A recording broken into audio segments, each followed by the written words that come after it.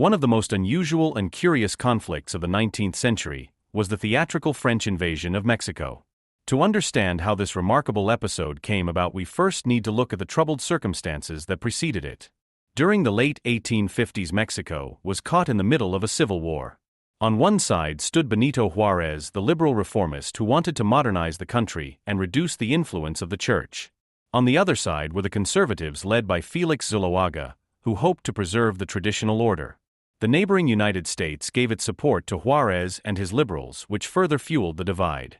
At the same time, Mexico was drowning in debt. Years of instability, corruption, and fighting had ruined the treasury. When Juarez assumed leadership, he had no choice but to suspend payment on Mexico's foreign debts for 2 years. The country simply had no other option.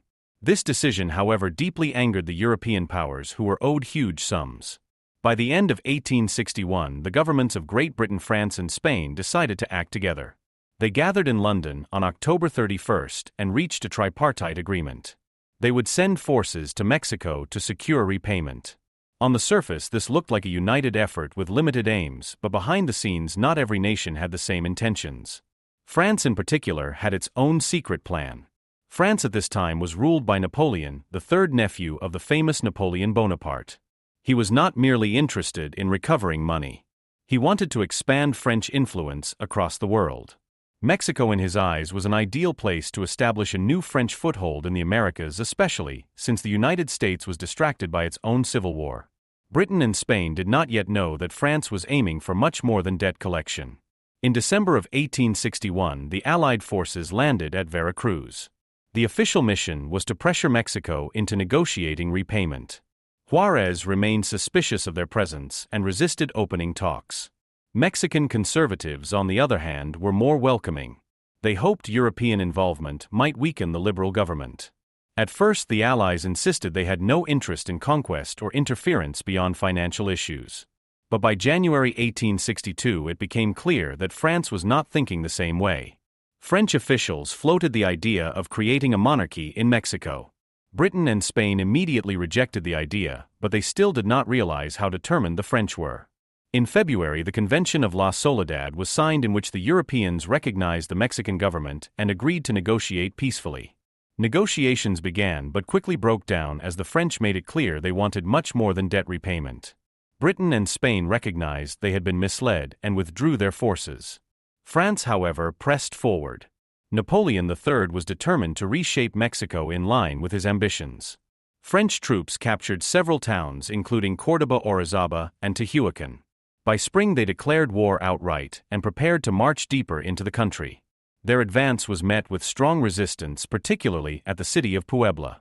In early May 1862, the French launched repeated attacks on the city, but were repelled each time. On May 5, Mexican defenders scored an astonishing victory. They inflicted nearly 500 French casualties, while losing fewer than half that number themselves. This triumph at Puebla became a symbol of Mexican resistance and is still celebrated as Cinco de Mayo. Despite the setback, French reinforcements eventually arrived. The tide slowly shifted in their favor. They regrouped, pushed forward again, and eventually captured Puebla and later Mexico City itself. By July of 1863, Napoleon's forces proclaimed the creation of a Mexican empire. France had achieved its goal of installing a monarchy, but the new order would prove fragile from the very beginning. Napoleon selected Archduke Maximilian of Austria to take the throne. This decision was meant to please conservative Mexicans as well as the Austrian Habsburg dynasty. Maximilien at first hesitated. He was not particularly conservative himself and had doubts about ruling a distant and divided land. Still, under French pressure, he accepted the crown. For the United States, this development was deeply troubling. The Monroe Doctrine had long warned European powers not to interfere in the Western Hemisphere. Yet, with the American Civil War raging, Washington could not act directly. President Lincoln and Secretary of State William Seward made it clear they opposed the French scheme but avoided military confrontation. Lincoln in particular feared provoking Napoleon into siding with the Confederacy. As the Civil War drew to a close, however, American opposition grew stronger. Generals Ulysses S. Grant and Philip Sheridan began covertly supplying aid and weapons to the Mexican liberals along the Texas border. Meanwhile, Maximilian's empire struggled.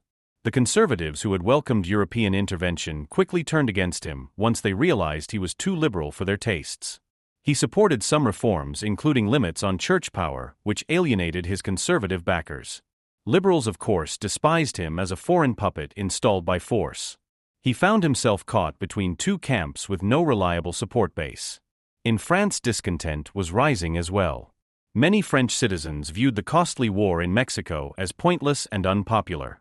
The campaign drained resources and soldiers for little gain. Napoleon III began to lose enthusiasm.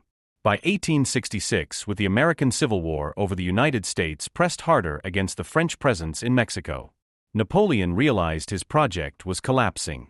On January 31, 1866, he ordered French troops to begin a phased withdrawal over the following year. Without French soldiers, Maximilian's empire had little chance of survival. Advisors urged Maximilian to abandon Mexico and return to Austria where he would be safe. Yet he refused, either from pride or misplaced optimism. He insisted on remaining and trying to hold on. This decision sealed his fate. As French troops departed Juarez and his liberal forces pushed forward with renewed strength, the United States continued supplying them and their momentum grew.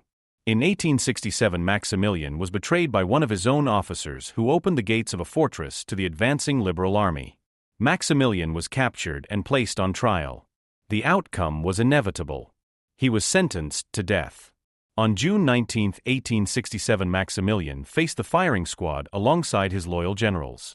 He met his end with dignity. He gave coins to the executioners and asked them to aim at his heart. His final words were recorded as a message to the Mexican people.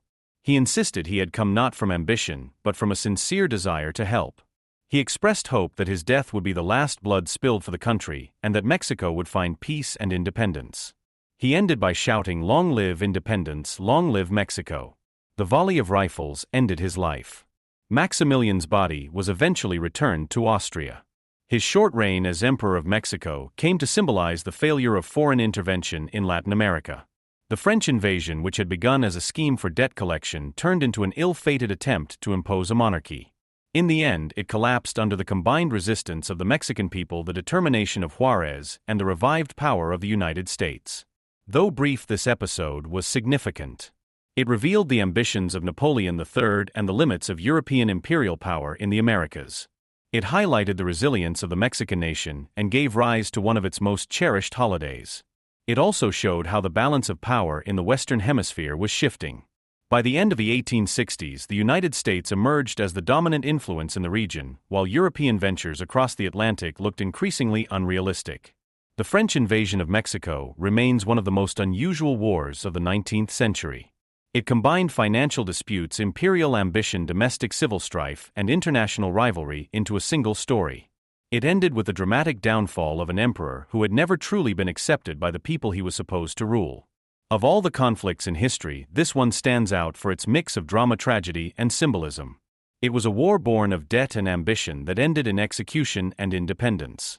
And though the empire of Maximilian vanished quickly, its memory continues to echo through Mexican history as a reminder of resilience and resistance.